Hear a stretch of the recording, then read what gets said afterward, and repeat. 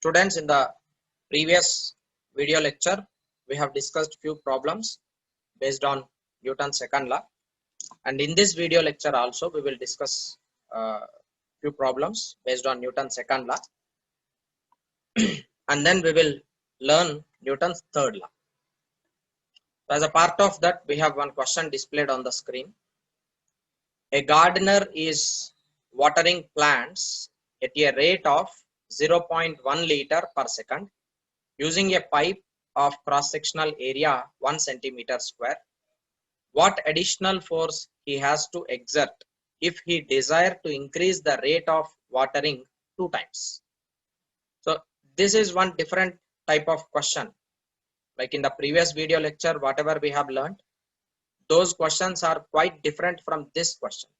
This is completely different concept than that of previous solved problems. So pay attention and listen carefully. So we have a pipe, and through that pipe a 0.1 liter of liquid is flowing for 1 second. In 1 second, 0.1 liter. So that means liter per second. It means that it is volume. Liter is the unit of volume, and per second it is time. So that means you are being given volume per unit time as 0.1 liter per second. So this is given to you, 0.1 liter per second, using a pipe of cross-sectional area 1 centimeter square. I'll denote it with capital A because small a we have used to represent acceleration. Capital A represents area of cross section. So area is 1 centimeter square. So you have a pipe. There is a pipe.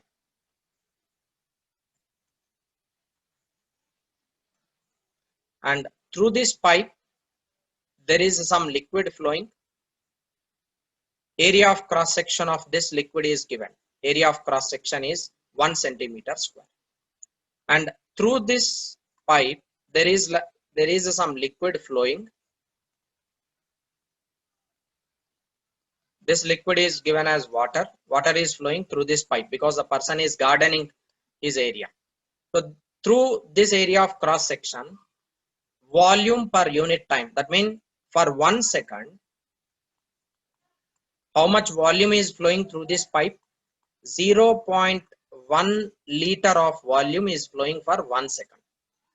This much amount of volume is flowing for 1 second. Now what he is giving in the problem?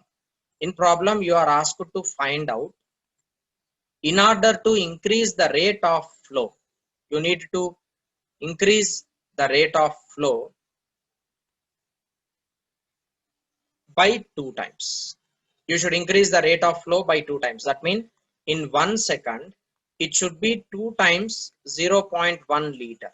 That means in 1 second, its flow rate should be increased to 0.2 liter. So in order to increase the flow rate to 0.2 liter per second, how much additional force is required?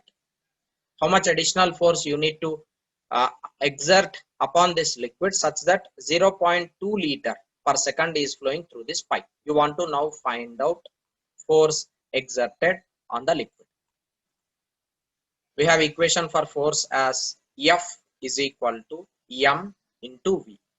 M into dV divided by dt, or you can write it as V into dm divided by dt. This we have already discussed. Sometimes velocity may be varied. If velocity is varied, then you will be using this equation. If mass is variable with respect to time, then you will be using this equation. In this problem, velocity of the liquid is remained constant, but mass of the liquid is variable, right?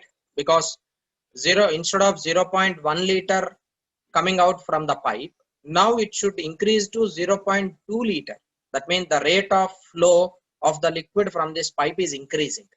It means mass is variable with respect to time and velocity is remained constant. Therefore, we write F is equal to V into d by dt of mass can be written as density into volume, right?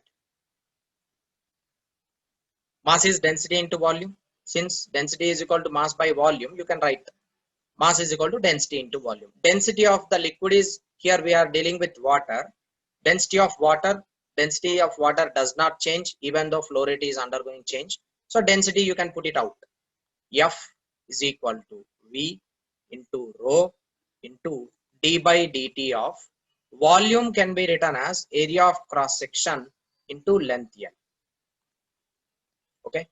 Volume is area of cross section into length L. You can write it this way, right? So area of cross section into length L. And remember, this is velocity. V is velocity, A is area of cross section, and it is length L. Now you can simply write F is equal to V into rho into area of cross section is A into dl by dt. What is dl by dt? dl by dt, that means length changing with respect to time, it can be written as velocity.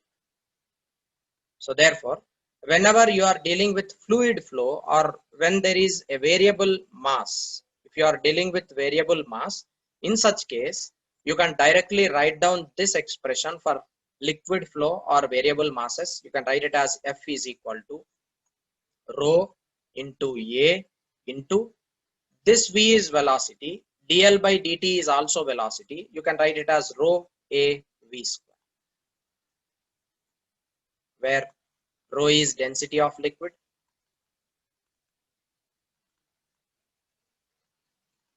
and A is area of cross section and V is equal to velocity of liquid flow,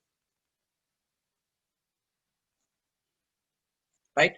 So this is what, so we have derived equation for force and we have got volume per time as 0.1 liter per second. Volume is area into length. Length by time is velocity. So area into velocity can be written as 0.1 liter per second. From here you can write volume is equal to 0.1 divided by A. So that is initial velocity. Initial velocity V1 is equal to 0.1 by A liter per second. Now additional force is required to increase its flow to 0.2.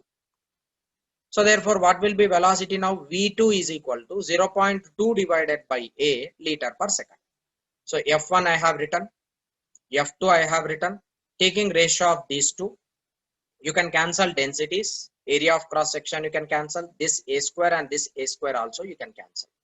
What is left over here? Remained is only 0.2 whole square divided by 0.1 whole square. Clear? So F2 is equal to 0.2 by 0.1 whole square into F1. Right? F1 value we already know. Rho is density of the liquid, A is area of cross section, that is already known. V1 is already known to you. You can substitute that. Instead of F1, you can just use that. Use those all values here. Simply I will write it as 0.2 divided by 0.1 whole square into rho into A into, what is V1? V1 is 0.1 whole square, because F1 is rho A V1 square, right? So this 0.1 whole square gets cancelled. So finally you can write F2 is equal to 0.2 whole square into rho into A is area of cross section, it is 1 centimeter square into 10 power minus 4 centimeter square. I am converting it to meter. And density of water is 1 gram per cc or 1000 kg per meter. So substituting all these values, you will be getting final expression for force. That much force is required to increase the rate of flow to twice that of the initial value. A liquid of density rho. So there is a liquid of density rho flows along a horizontal pipe of uniform cross-sectional area A with velocity V through a right angled bent pipe as in the figure. Figure I'll write, don't worry about that. What force has to be exerted at the bend to hold the pipe in equilibrium? So I'll draw the figure. So now you can read question clearly. A liquid of density rho flows through a horizontal pipe of uniform cross-sectional area A. So area of cross-section of this pipe is A.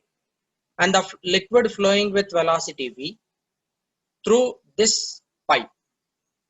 And this pipe is bent by right angle as shown in this figure. So as it is bent in the right angle, you are now drawing a normal here.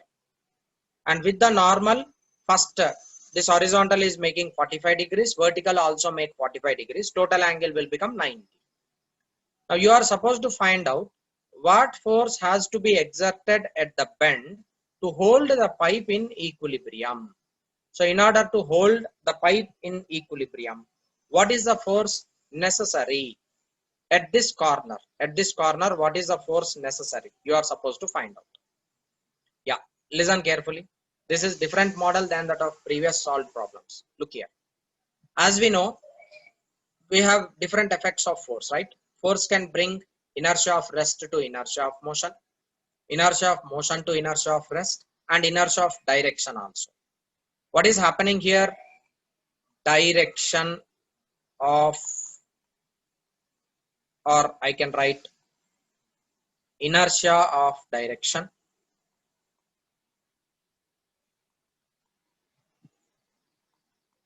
is changing at the bend.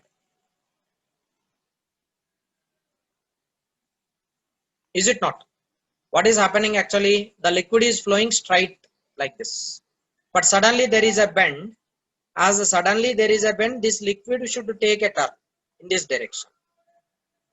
So in order to, like, this liquid is already flowing with velocity V, therefore definitely it will be having some momentum, that is initial momentum Pi. Initial momentum will be in this direction, right? Now as there is some force acting on this liquid in the form of pipe, what would happen? The liquid will take a turn and it continue its motion in this direction. So direction is changing. When the direction is changing, momentum would change. Therefore, finally, its momentum would become Pf. Initially, what is its velocity? Velocity is along I, x-axis, positive x-axis. Velocity initially is Vi cap. Now, when the liquid is taking a turn, it has come down and it is traveling in negative y-axis. Therefore, what will be final velocity of the liquid? Final velocity of the liquid, you can write it as V minus J cap. Okay, velocity is, even though its magnitude is remained same, but its direction is changing. As its direction is changing, as we know that momentum is vector quantity, if there is any change in the momentum, definitely there will be force acting upon that, because we have defined force as F is directly proportional to delta P divided by delta T. This is the basic equation for force from second law. Is it not? Now as the liquid is taking a turn, its velocity is changing. The direction of velocity is changing even though its magnitude is remained same. As the direction is changing, initial momentum is not equal to final momentum.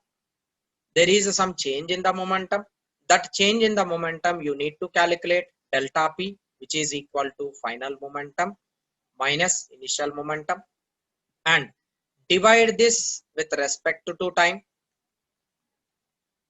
Divide this with respect to time. This gives you force acting on the liquid by pipe. So in order to calculate force acting on this liquid by the pipe, you need to solve this. You need to find out this. Clear? So if the concept is clear, directly you can use momentum equations here and you can find out the final expression for force. So I'll do that now. We have initial momentum, like velocity initially is along positive x-axis, right? This is velocity along initial. And after that, its velocity has been changed into this direction. So therefore, I can write delta P is equal to PF. Final momentum is mass of the liquid into final velocity. Final velocity is minus V J cap minus mass of the liquid into initial velocity. It is V I cap, right? Mass of the liquid, you can take it common. Mass of the liquid can be written as density into volume. So it is density into volume of the liquid. This as a whole taken out common, this gives you minus Vj cap minus Vi cap. This is delta P. And this is undergoing change in some particular time, right? The time you can take it as t second. In time t second, it is undergoing change. So therefore, volume can also be written as volume. You can write it as area of cross section into length L. So this gives you rho into L divided by T into minus V J cap minus V I cap is equal to F, because F is equal to delta P divided by delta T. What is L by T? L by T is equal to V. I can just write the same expression as F is equal to rho into V into, from here I can take V common, that becomes V square into minus J cap minus I cap. This is force direction, and this force you can write it even F is equal to minus rho V square into I cap plus J cap. This is momentum change in the liquid, right? Because we are dealing with velocity of the liquid, right? So force change or force of liquid is equal to minus rho V square into I cap plus J cap. Now force exerted by pipe on liquid will be opposite to that of liquid force. Okay, so this becomes plus rho V square into I cap plus J cap.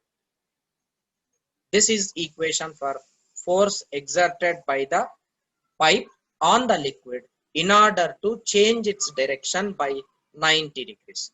Even you can find out magnitude also, because this is in terms of I cap and J cap. You can find out magnitude of force F is equal to under root rho V square whole square plus rho V square whole square.